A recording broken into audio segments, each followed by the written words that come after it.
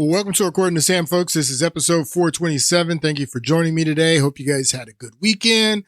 Hope you're having a good summer. Summer's almost over, and we are going to be getting into the fall, and heading into the fall, you're going to start seeing, you're going to start seeing the campaigning and the politics increase. You're going to be getting more mail. You're going to be getting more text messages, just like you were during the primary. But it's going to be even more intense, especially if you live in districts that are battleground districts, and where they're going to be competitive, or states where Democrats think they have a chance to win the Senate. You're going to be getting more mail, more text messages, more phone calls, more people knocking on your doors. So we're almost into the month of August. Enjoy the rest of the summer before that kicks off. But you can definitely expect that stuff to kick off in earnest after we get into the month of August. All right, so let's pick up where we left off in the last podcast. We're still talking about the crises of the third century, our crises of the third century, the United States of America's third century crises that we are currently in the middle of, relating it back to the crisis of the third century that the Romans experienced in the Roman Empire, that eventually changed the Roman Empire forever. And we're looking at the different crises that we have in our third century crises. We identified the election crisis, which is a huge crisis. I mean, I don't even know how much. It's crazy, because just passing something as simple as photo ID, which you can, over 70% of the country agrees. Many Democrats even agree on photo ID, that you should have to prove who you are to vote. They can't even get that passed. And that's, like I've told you, that's the base of what we need to reform our elections. That's the minimal thing that could be done, and they can't even get that done. We have an election crisis, education crisis. I've been saying that I think that the debt crisis is the worst, and the debt crisis is bad. We are approaching $40 trillion. It's a lot of money. But it's not only that we have $40 trillion in debt. We're 130-something% debt to GDP, that we're not even earning enough money to even pay that money back. 130% debt to GDP. The interest on the debt, servicing the debt, is $1 trillion a year. Talking about a $5 to $7 trillion deficit. The debt crisis is serious, but I've been thinking about this, and I think the education crisis is even worse than the debt crisis. This is a dumb country, all by design, though. They dumb this country down by design. The debt crisis is by design. The election crisis is by design, because we have traitors that are attempting to undermine this country from within and take this country down from within, and they have been at this for decades. The treason crisis. That's where the treason crisis comes from. And then we are talking about the racial tribalism crisis, all intentional. We're intentionally being divided and driven into these racial tribes to divide us for politics. That's all intentional. To create the environment for the rise of Marxism is the sixth crisis, which you see going on, the rise of Marxism. So we're going to get back into that in this podcast, again, relating it to the Roman third century crisis. And like I said, we're going to sit here. I have a lot to say about this racial tribalism and the intentional dividing of this country along racial lines to bring in Marxism. That's what G. Edgar Griffins said in the 1950s. I played this clip in the last podcast, so let's play it again. G. Edgar Griffin. As early as 1928, the communists declared that the racial differences among our people constituted the weakest and most vulnerable point in our social fabric. By constantly probing and straining at this one spot, They calculated that eventually the cloth could be torn apart and that Americans could be divided, weakened, and perhaps even set against each other in open combat. We mustn't kid ourselves into thinking that the communists have placed their agitators only into the black communities. They're working both sides of the street. They want hatred, violence, and bloodshed between the races, and they don't care how they get it or whom they use, even children if necessary. So, he says that the agitators, we talked about this in the last podcast, there's the black agitators, there's the white agitators. I mean, if you're smart, you can figure out who these agitators are, and they virtually come out from out of nowhere, and you know, their job is to agitate. They're agitating. But I told you don't need a lot of these agitators because the natural instinct of human beings is to be tribal. It's in our nature.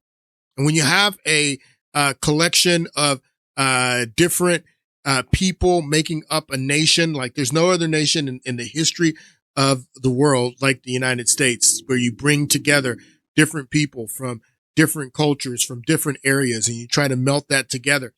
You know, that is something that is difficult to do. And that's why you have, you know, Little Italy, Chinatown, Little Mexico, little cute Little Havana, you know, because we're instinctively tribal. But these agitators that are looking to agitate that, particularly among whites and blacks, to create a racial division. It's conflict theory. I told you this is Marxism. Marxist conflict theory to create the conflict to usher in the Marxism that these people are using, particularly black people and black struggles and the trauma that black people have from slavery and Jim Crow and the emotional response. They're using that to drive a wedge in this country to create conflict so they can bring in the Marxism. And it's pretty clear. I mean, if you are paying attention and you have a head on your shoulders and you're a smart person, I mean, this stuff is slapping you in the face. You can see it so clearly. I can see it so clearly. I can see what these people are doing so clearly. So in the last podcast, we were talking about Nolan Wells and how they're using Nolan Wells for politics, just the way they use George Floyd for politics in 2020 and stood on his grave and, you know, used this man and his death, his tragic death for politics. They're doing the same thing with Nolan Wells, and it's all political. And I explained a little bit about why it was political, talking about Hakeem Jeffries in the last podcast and him coming out and demanding a full criminal investigation. It's like, bro, there's a grand jury. What makes you think that there isn't a full criminal investigation going on? The FBI is involved. Why are you from New York City or from Washington, D.C., the minority leader for the Democratic Party, getting involved in this? It's because it's about politics.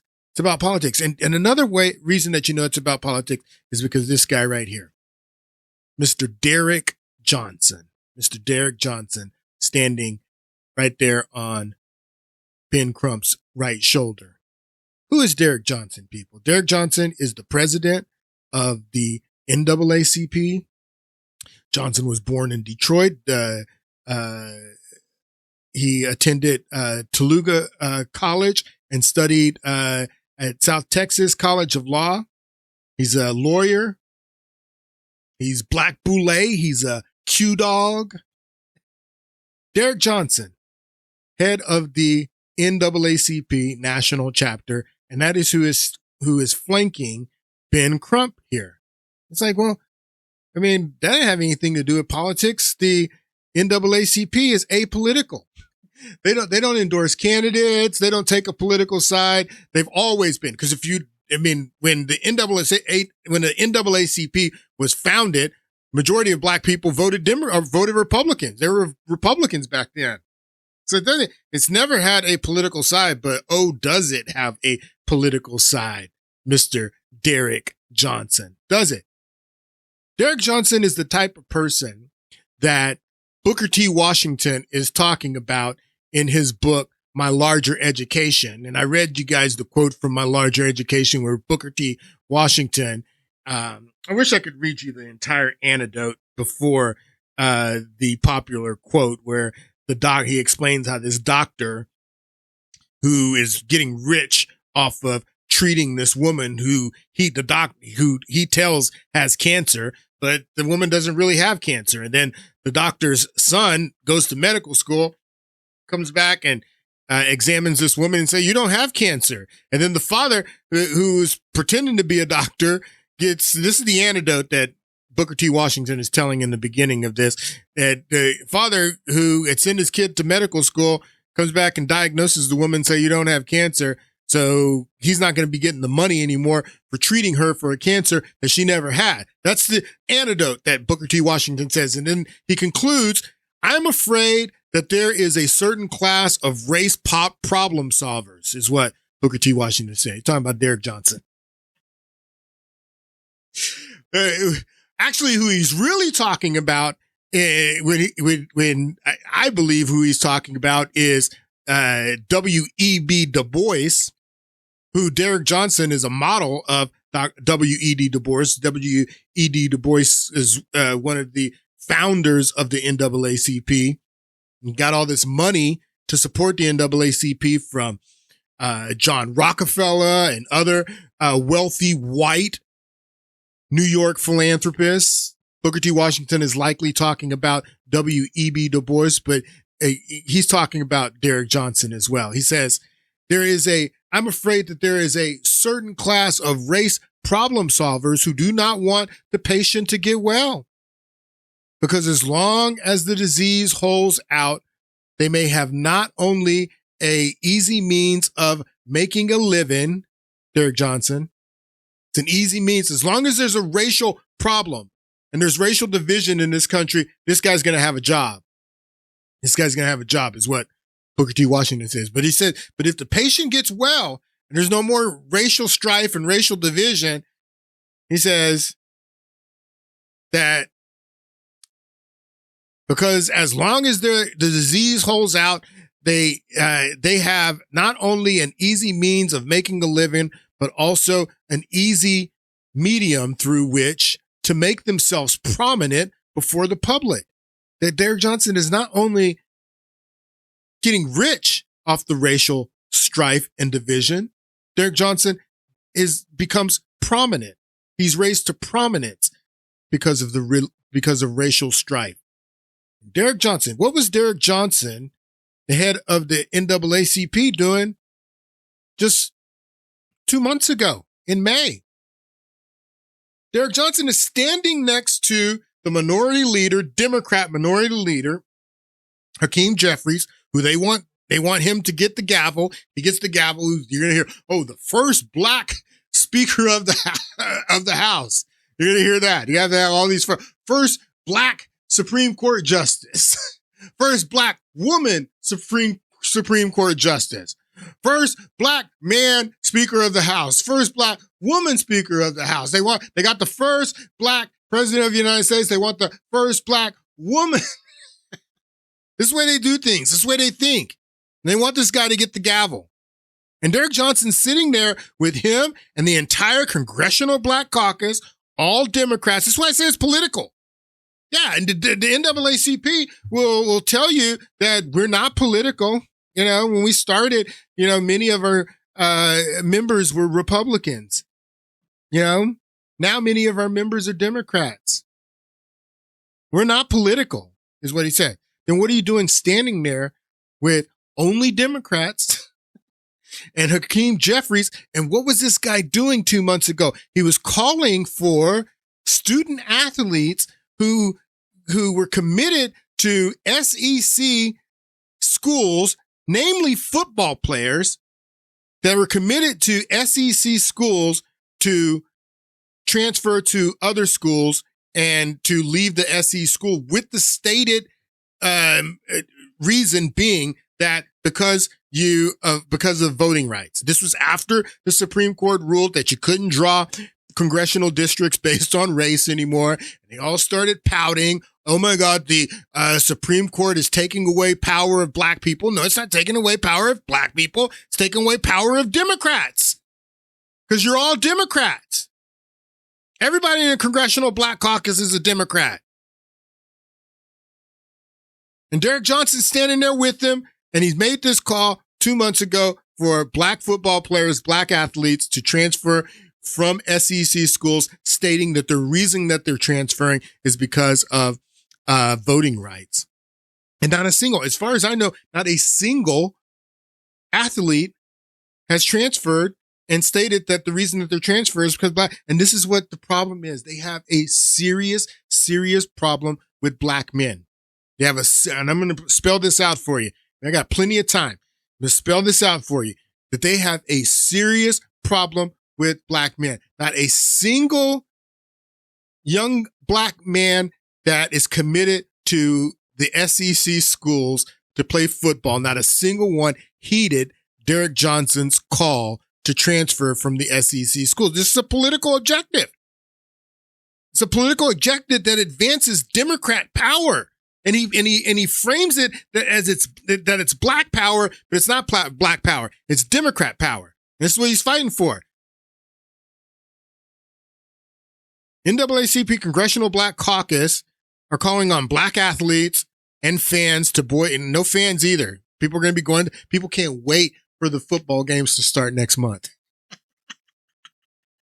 Nobody's going to be boycotting the games. And these people look stupid. Nobody's transferring. And they have a huge problem with black men. They have a huge problem with black voters in general, but namely with black men. And that's what I'm telling you. That's what this is about. That's what this is about.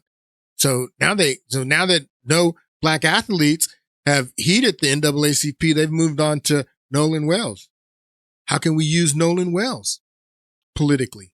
How can we get out the black vote with Nolan Wells? I mean, I can't think of any other reason for them to drag these two grieving parents all the way from Mississippi to Chicago and make a spectacle out of them in Chicago, where over 200 people, I think I read that it was 230 people now, in the first 7 months of this year have been murdered in Chicago. Don't say nothing about them. Bringing up Michael Brown and Trayvon Martin and all this stuff. They say anything about 230 people murdered in Chicago first 7 months of this year, dragging these parents all the way from Mississippi. What is this? You can't smell that politics. You can't smell that that's political with Derek Johnson flanked over his shoulder. This whole thing stinks, man. Stinks to high heaven. But it's about politics, and I'm going to show you it's about politics.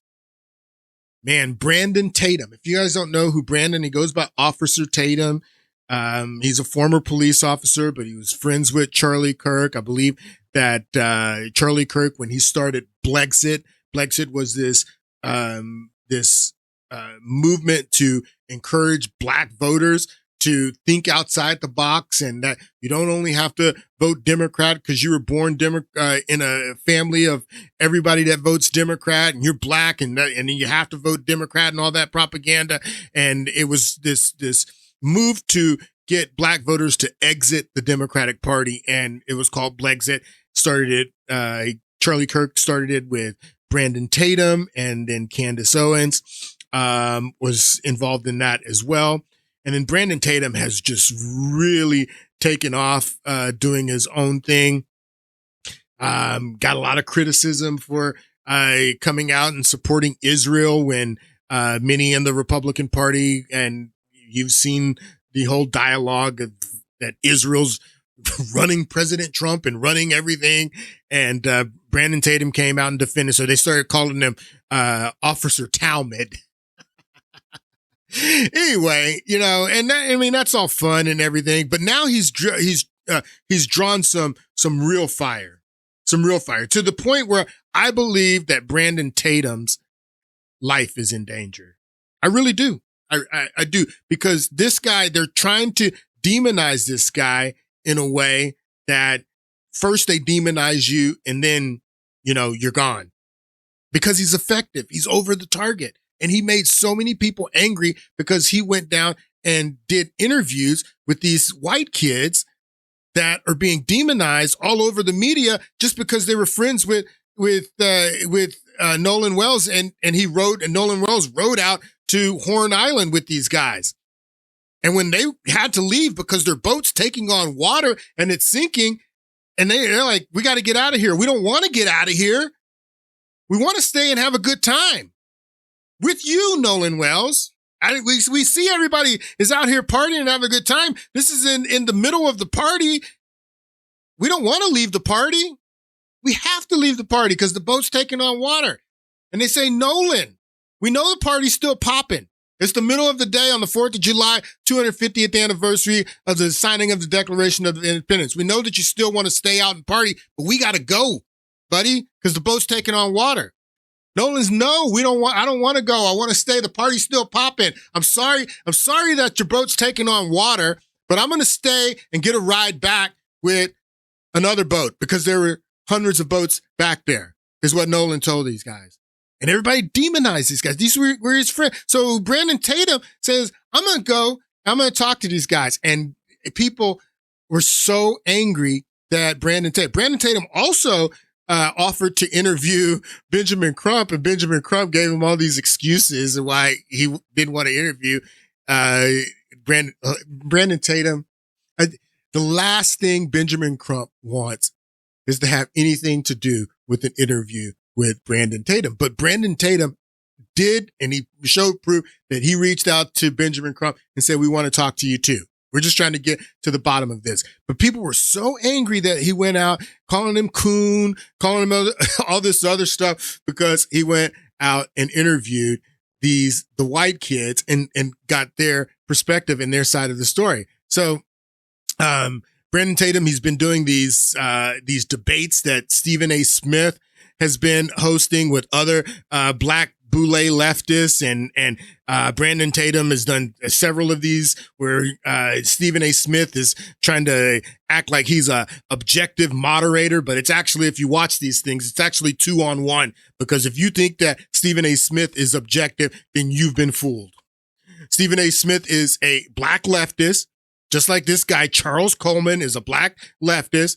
But it looks like Brandon Tatum is the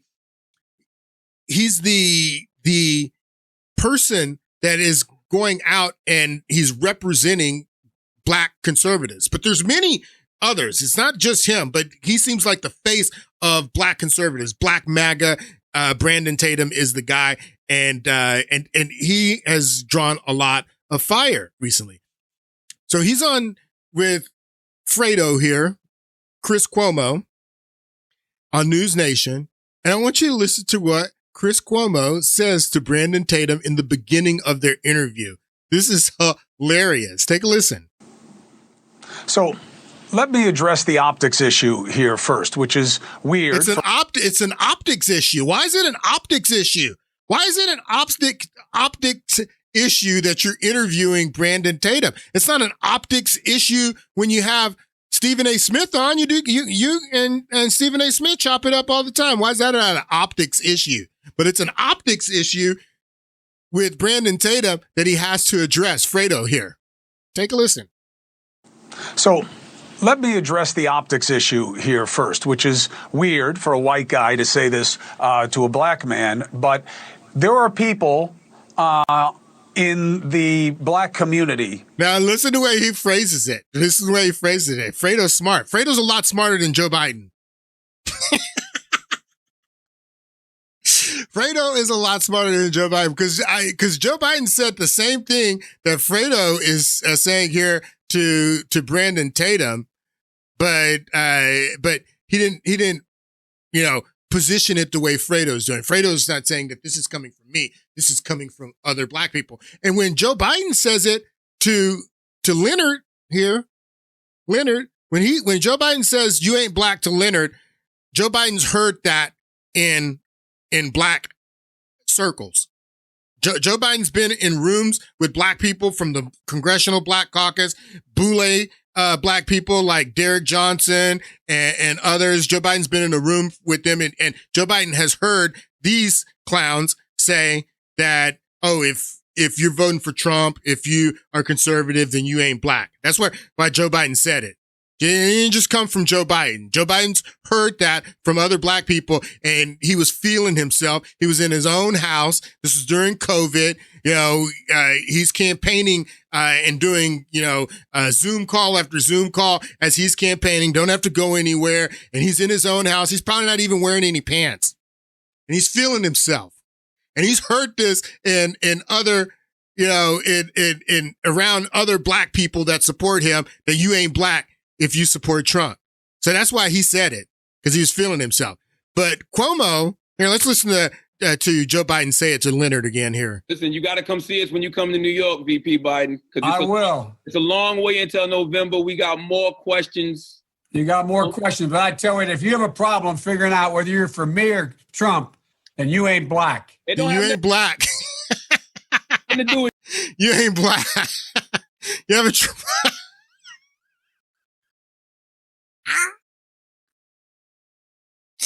If you have a problem figuring out if you're for me or Trump, this is what this guy said, then you ain't black. You ain't black, Leonard.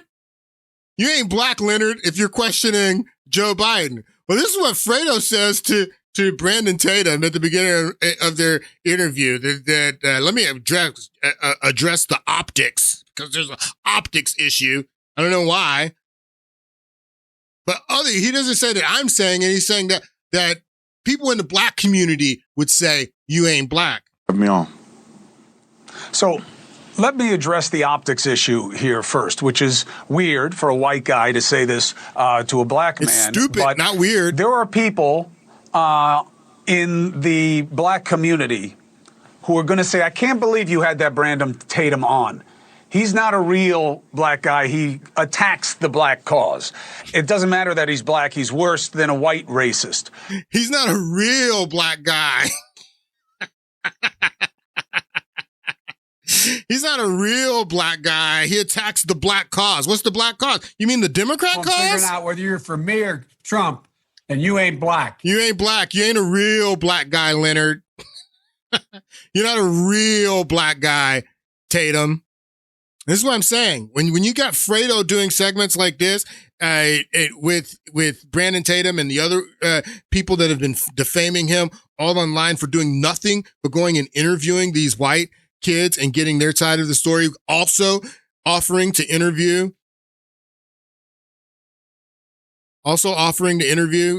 Ben Crump. Ben Crump wants to have nothing to do with that interview. And then this guy, he put this video out and everyone was sharing this video.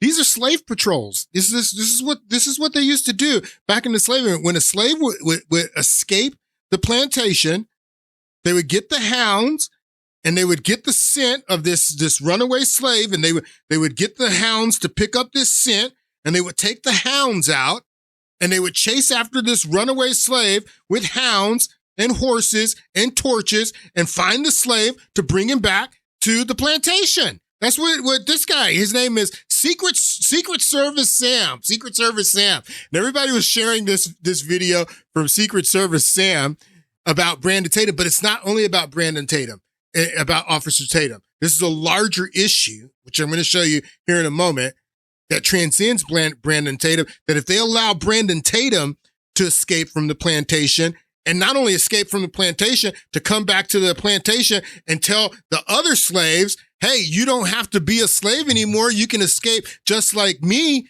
That's a big problem. That's a big problem, because if you allow people like Brandon Tatum to come back to the plantation, not only escape the plantation, but to come back to the plantation and say, hey, you can escape too. You don't have to be on the plantation anymore. That's a big problem. That's why you got the slave patrols like Secret Service Sam here talking about not only Brandon Tatum, other black conservative influencers. Take a listen. Secret Service Sam here with a message about people like Officer Tatum, the Hodge twins, black men who make money off white fragility. And you have to understand, they are just using black atrocities to make money and to appeal to They're only using black atrocities to make money. Secret Service Sam. They're only using black atrocities to make money. Secret Service Sam said they're only using black atrocities people like the Hodge twins and Brandon Tatum, and he mentions the Carter brothers, who are this black family out of Houston. They're conservative and have a huge following. They're only using black tragedy to make money, is what Secret Service saying. Go get them slaves. Get them slaves back on that plantation. Go get them. MAGA. And them hounds got the scent. The Fox crowd, the white racist people who love to hang on to one black man willing to validate all of their racist views. And that is exactly what Officer Tatum does. He is literally the definition of a race baiter. That's the irony, is he calls everybody else a race baiter. That's pretty ironic. I'm going to tell you that, Secret Service Sam. What you're saying is pretty ironic. Is literally the definition of a race baiter. That's the irony, is he calls everybody else a race baiter, makes it about race. But you have to understand, when you are in the minority, we don't see anybody white in his comments. Go look at Officer Tatum. Go look at the Hodge twins. Go look at any of these corny ass content creators who played a white racist, and show me more than one black person in their comments. Listen to I this challenge guy. you to find that Listen on to this any guy. one of their videos, on any one of their posts. Then And why do you care? People like Officer Then why do you care? Why are you making this video then? Secret Service Sam. Why, if Brandon Tatum and the Hodge twins and the Carter brothers and some of the others, black conservative perspectives, got 1 million followers on YouTube. Some of these other black conservatives, a lot of them. That's the problem. It's not just Brandon Tatum. There's a lot of them, and more are growing. And if it wasn't a problem, if they weren't reaching any black people, if there were no black people in their comments, if there were no black men, consuming their content, you wouldn't even be making this video.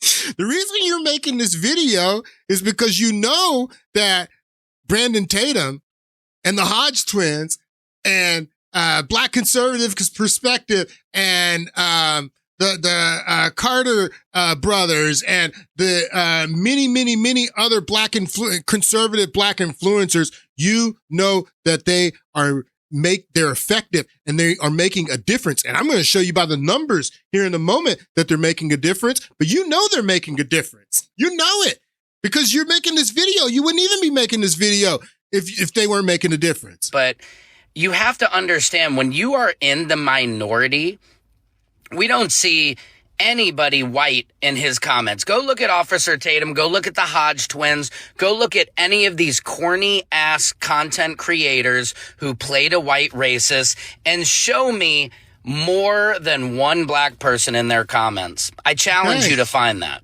on any one of their videos. I challenge you to find that. Okay, so they're not reaching any black people. So why are you mad? Why are you mad if Brandon Tatum is coming back to the plantation and he's telling the other slaves that they can escape too, and none of the other slaves are listening to him, then why are you mad?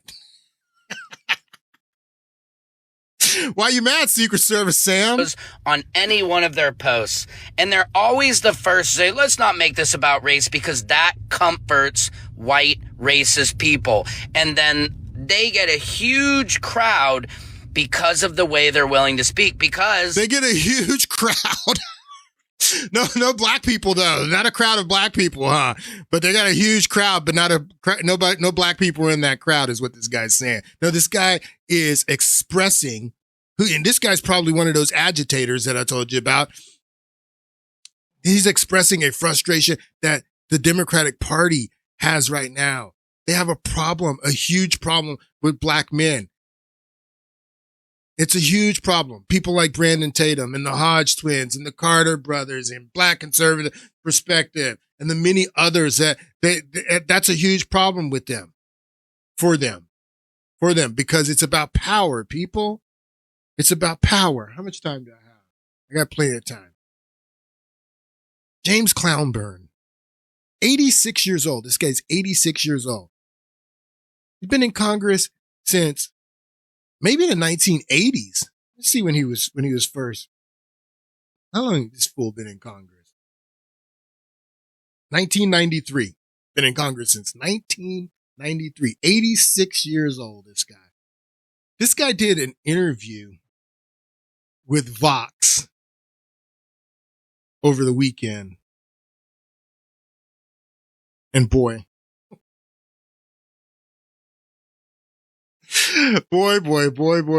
this interview that James Clownburn did with Vox.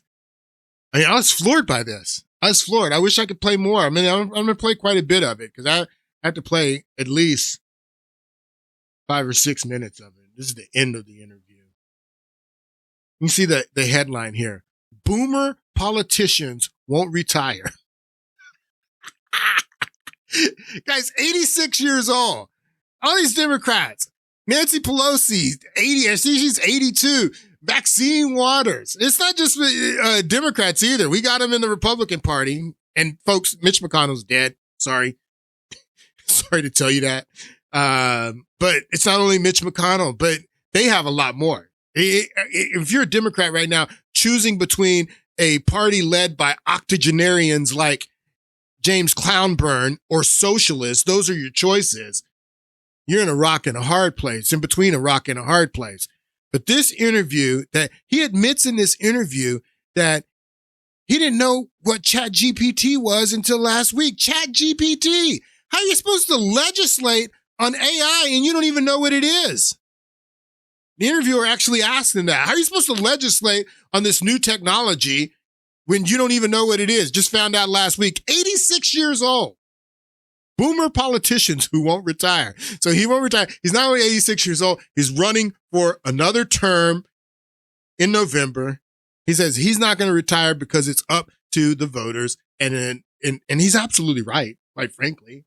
You can't deny that. If the voters in his district are stupid enough to vote for James Clownburn for another term at 86 years old when he's been in Congress since 1993, then they deserve the representation that they get. He's absolutely right, but he says he's not retiring. But this part of the interview that I'm getting ready to play, he's telling you the problem. He's telling you the problem that I've been expressing to you from the beginning of this podcast, that Democrats have a problem with black men. Democrats have a problem with black voters in general, but namely black men. Black men threaten the long-term survival of the Democratic Party. I don't believe that the Democratic Party can survive the way that they're bleeding black men right now. And contrary to what Secret Service Sam is saying here, people like Brandon Tatum, people like the Carter brothers, people like Black Conservative Perspective, people like Hodge twins have been very effective. They have large followings of young black men. And James Clownburn, I want you to listen to what he says. We're going to listen to the question first, and then we're going to listen to James Clownburn's answer. And I'm going to stop it at certain points, but I'm just going to let it play for the most part. You got to hear this, people. And I do recommend going back and watching this entire interview from beginning to end. It is fascinating. Fascinating how clueless and out of touch this 86-year-old octogenarian is. But take a listen. Democrats largely have a historically negative view of their own party after the last election. Why do you think that is? I don't think that's historical. I don't think I guess that's I'm saying historical. polling would tell you that Democrats' view of their own party is reaching lower numbers than ever. That's why I use the word historic. And I'm saying, why do we think that is? Because we've allowed you all to brand us. It's media branding? Yes. Yes, it's media branding. The reason that the Democratic Party is in the situation that it's in right now is not because anything that we've been doing. I've been in Congress since 1993, not because of bad leadership, not because of the direction that Democrats have taken the country when they have been in power, not because of anything like that. James Clownburn says that the reason that the Democratic Party is in the situation it is in polling and lack of support is because of media branding. That's what he says. Lower numbers than ever. That's why I use the word historic. And I'm saying, why do we think that is? Because we've allowed you all to brand us. It's media branding? Yes. That's exactly Isn't what that it is. like a convenient way to say it's not the politicians? You can call it convenient if you want to, but I talk to people all over this country. I just left Texas, and I'm headed to Michigan, and I know when people tell me what their problems are, and I answer their problems, they say, well, I never thought about it like that before. I said, well, that's exactly what the facts are. Let me ask it a different way. Is it your opinion that Democratic Party leadership is not the main cause of the reason why voters trust their individual leaders less? You're saying that is a media problem, not necessarily the actions of Democratic Party leadership. That's what you're saying. Well, I would say that the whole thing is media problem. I think the whole thing it's like when I was growing up, elderly people used to tell me all the time, because you can imagine at the time I was growing up, you were called a lot of things. The N-word was thrown around as if it was your second name. And people used to tell us all the time, now, son, don't worry about what people call you. It's what you answer to. That's the issue. And so I just want you to understand what he's saying. Let me just let him finish here, and then I'll explain what he's saying. Advise young people even today. Hold on, let me just go back. It's what you answer to. That's the issue. And so I advise young people even today, don't get all exercise over what people call you, especially when they're doing it on the internet and are faceless. All right, let me explain what he's saying here. He's saying here, so this guy from Fox says that, Democrats are not doing well right now in polling. Democrats didn't win in 2024. Democrats are, they have their worst approval rating of as a party that they've ever had, and he asked Clownburn, why do you think that is? Clownburn says that it's the media. So he asked it a different way. So you think that all of this, bad polling and Democrat voters not being happy with the party, you think that's all the media? And he says it's not only media, it's also social media. That's what he's saying here. So that's why he told that whole story about, being called the N-word and all this stuff. That, that young people are listening to people on the internet in the comment sections that are maybe watching videos of the Brandon Tatums and the Carter brothers and the other influencers. And that's what's going on. It's not only the media branding, it's also the conversation that is going on social media online. And he tells young people not to pay attention to the social media is what he's saying. And this is just again, fascinating interview. So it's not just media, it's also social media. That's what he's getting at here. Democrats largely have a historically negative view of their own party after the last election. Why do you think that is? I don't think that's historical. I guess I'm saying polling would tell you that Democrats' view of their own party is reaching lower numbers than ever. Completely out of touch. Completely out of touch. Why do we think that is? Because we've allowed you all to brand us. It's media branding? Yes. That's exactly what it is. Isn't that like a convenient way to say it's not the politicians? You can call it convenient if you want to, but I talk to people all over this country. I just left Texas, and I'm headed to Michigan, and I know when people tell me what their problems are, and I answer their problems, they say, well, I never thought about it like that before. I said, well, that's exactly what the facts are. Let me ask it a different way. Is it your opinion that Democratic Party leadership is not the main cause of the reason why voters trust their individual leaders less? You're saying that is a media problem, not necessarily the actions of Democratic Party leadership. And he tells a story, okay, so, around as if it was your second name. It's not only the media, it's social media. All the time. Now, son, don't worry about what people call you. It's what you answer to. That's the issue.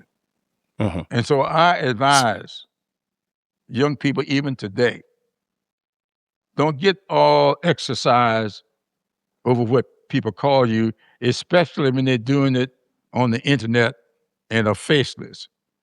I don't react to that stuff because I have no idea who's putting them up to it. I do know this.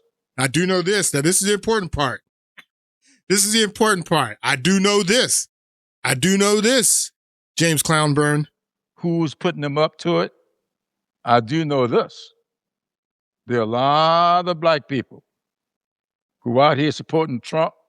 You cannot tell me that his policies are good for black Americans. There's a whole lot of black people out here supporting Trump. He spills the beans right there. He didn't say there's a whole lot of black people. He says there's a whole lot of black people out here supporting Trump.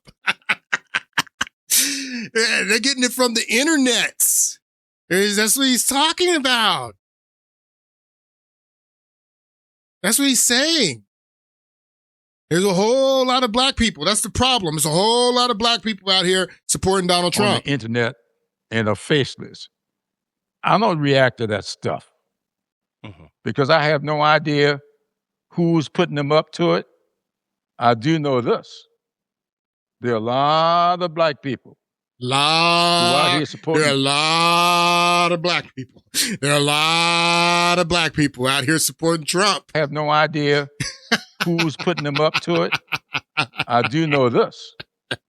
There are a lot of black people who are out here supporting Trump.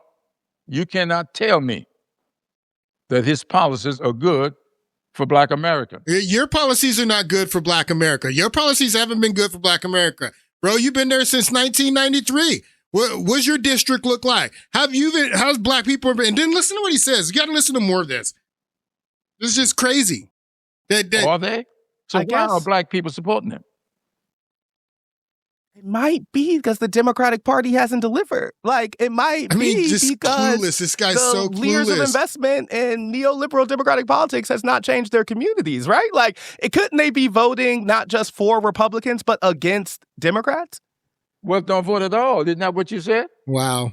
I guess I wanted to say that I feel like when we talk to a lot of the Democratic base, we hear a desire for accountability from their own leadership, a leadership they feel like has not delivered, a leadership they feel like made some political stumbles for Donald Trump to return. I guess I was asking, do you share any of that and feel that? No accountability, no responsibility at all. I've been in Congress since 1993, 86 years old, running for a new term. Do you share any accountability or responsibility? No, I don't. I don't share any accountabilities, no responsibility. I guess I was asking, do you share any of that I feel don't. that? No. And you're saying no. I'm saying no. I'm saying that's what you said. They don't tell me that. This guy. They don't tell you that? Why are my constituents telling you stuff they won't tell me? I guess I find it a little hard to believe that you haven't heard the Democrats say they're mad at their own party leadership right now. That feels pervasive. You know, like, we just saw Adriano Espaillat lose in New York. We just saw the incumbent win in Colorado. The Marxists are kicking your butt. The Marxists are kicking your butts everywhere. There's this huge revolution going on in the Democratic Party. And he don't know that Democratic voters the guy's not honest. That's the thing. This is not an honest person. It's not an honest person. But again, if people in his district are happy with him, want to send him back. But that's the thing. We'll get to that later. But we just saw the incumbent win in Colorado. Yeah. You have a Democratic Socialist Line candidate leading in the Wisconsin governor's primary. Those things feel like an evidence of a Democratic Party base who is searching for something different. Do you think that's true? Well, it all depends on why. I mean, where are they getting their messages from? I just think where are they getting their messages? It all depends on why. Where are they getting their messages from? Because he goes back to the fact that it's a messaging problem. These people. It all depends on why. I mean, where are they getting their messages from? I just think that a lot of it has to do with whoever the nominee is or whoever the candidate is, and whether or not they do a good job of campaigning. Yeah, You're saying it's up to the individual candidate. Absolutely. You know, the black vote, particularly in the South, has often sided with establishment candidates in presidential primary elections. Clinton over Sanders in 2016, Biden and the key role you played in his ability to win the nomination in 2020. I guess I wanted to ask a semi-provocative question, which is that has the Democratic Party paid that loyalty back? When we think about the communities that I think we both care about, have they been served by the deference to mainstream Democratic politics that they have given? Well, Great let's question. look at Great what question. do we get Great question. Because he only mentions this. It's actually, I said it as a great question, but now that I think about it, it's not that great of a question because he left someone out. He said that black voters have come out and largely supported the establishment candidate. I guess that he could have left Obama out because the establishment candidate in 2008 would have been Hillary Clinton.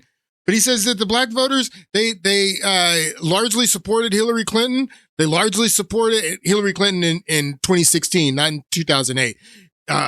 Largely supported Hillary Clinton in 2016, largely supported Joe Biden in 2020.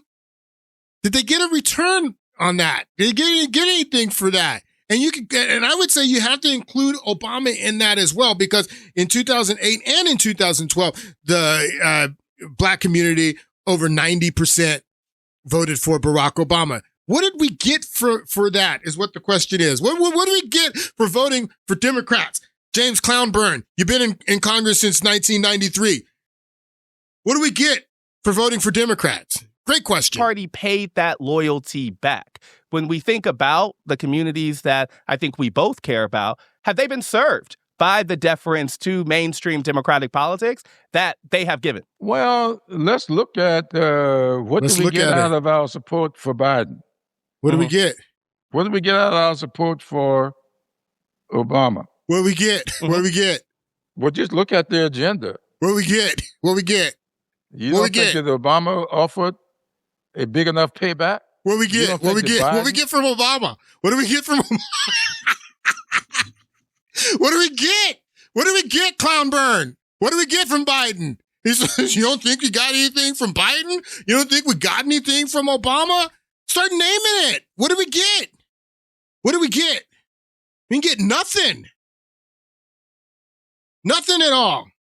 Let's listen to this again. We got, you don't think you got anything? You didn't get anything from Biden? No, fool. We got 9% inflation from Biden. You get nothing from Obama unless you're gay.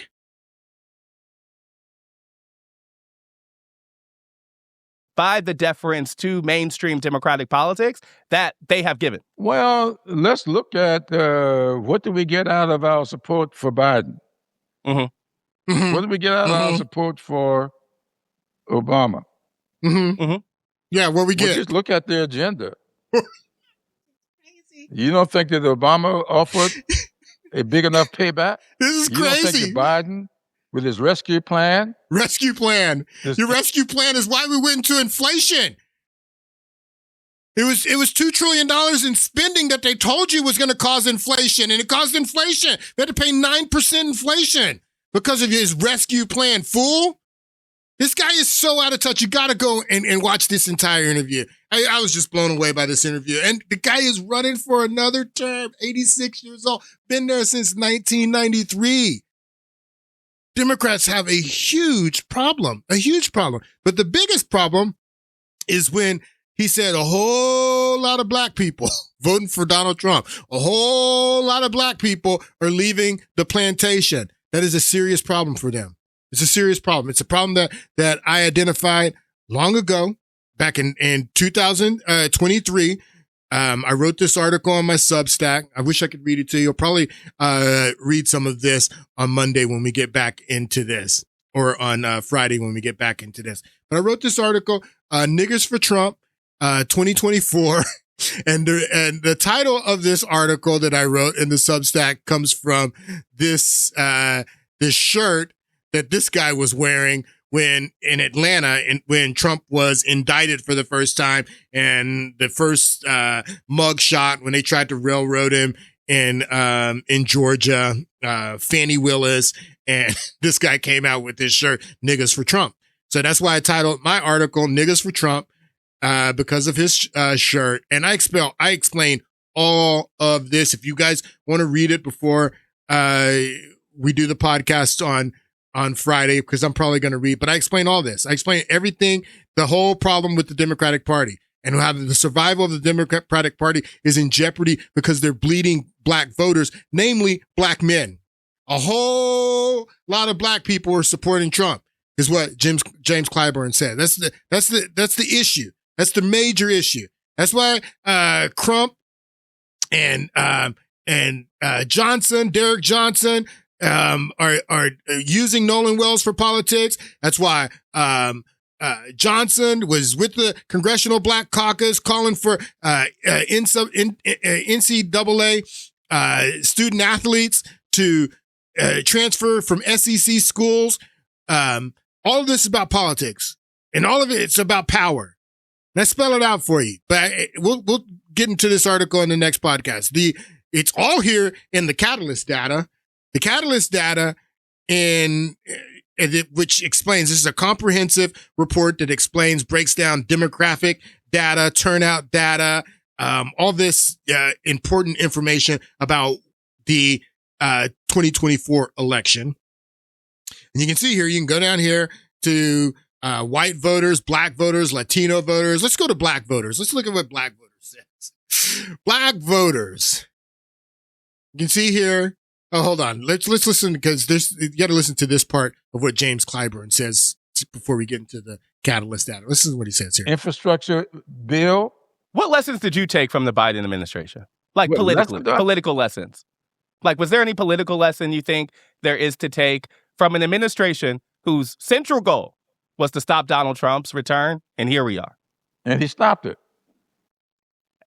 I mean, you stopped it and enabled it, I think some would argue. Well, Trump is president of the United States right now, Clown Burn. How did he stop it if Trump is president of the United States? He stopped it and enabled it. He more enabled it. Basically, it was actually better for Trump to not have those 4 years right after COVID and be president right now. But he's asking, he says, you mean the whole reason that you came out and supported Joe Biden is so you wouldn't have a Trump presidency, and Joe Biden gave us a second Trump presidency. This guy is completely out of touch. Stop Donald Trump's return, and here we are. And he stopped it. I mean, you stopped it and enabled, I think some would argue. Well, when the white vote turned out 71% 2 years ago, and the black vote turned out 59%, you tell me whose fault that is. All right, so what is he talking about? He's talking about this data from Catalyst and other firms that have looked at the election turnout. It all comes, everything that he just said, that the white voters turned out 70-something%. You see right here in 2024. Where's it at? 72% turnout. And black voters turned out just under. He says 59%. It was actually 58% turnout, or 58 and some change percent turnout for black voters. Where's that at? But you got to think about this. So the black population, I say this right here in the first part of my article on Substack. According to the 2020 census, black Americans make up 12.1% of the United States population. 12, people quote 13%, 13%, hasn't been 13% for decades. It's 12.1% of the United States population. Black voters make up 12.1%. So only 58 and some change percent of that 12% turned out to vote in the 2024 election. Trump got like 10% of that. Maybe a little bit over 10% of that 58% voted for Trump. And some of them voted for maybe even some other candidates from other parties, like maybe the Green Party or Libertarian Party, who knows, whatever. So basically you're looking at the Democrats only getting something like 48%, 50% of what turned out from this 12.1%. That's what Clown Burn is talking about. But the other thing is that it's been a trend, namely with black men. namely with black men. In 2012, Democrats got 95% of the black vote. Then they got 90% in 2016, and then 86% in 2020, and then 79%. They're bleeding black men, people. They're bleeding black men. That's what this is about. That's what Clownburn is talking about. And it all started with the smooth criminal. It all started with the smooth criminal. I thought I was going to be able to talk more about the smooth criminal in this podcast, but we will talk more about him because I got to explain to you how it started with him, how he started the trend of black men leaving the Democratic Party and wanting to have nothing to do with the Democratic Party. It was all smooth criminal. It started with him. And he understands the problem. You remember during the 2024 election when he went to Philadelphia and he started shaming black men because they had the polling. They could see that black men weren't turning out for Kamala Harris. They have a problem with black men. Listen to him. Communities is that we have not yet seen the same kinds of energy and turnout in all quarters of our neighborhoods and communities as we saw when I was running. Now, why is that? I also want to say that seems to be more pronounced with the brothers. With the brothers. It's more pronounced with the brothers. Yeah, it's more pronounced with the brothers, people. It's more pronounced with the brothers. They got a problem with the brothers. They've been having a problem with the brothers. That's what this is all about. We'll get back into this on Friday. I have a lot more to say. Hope you guys have a great week, and I'll see you on Friday.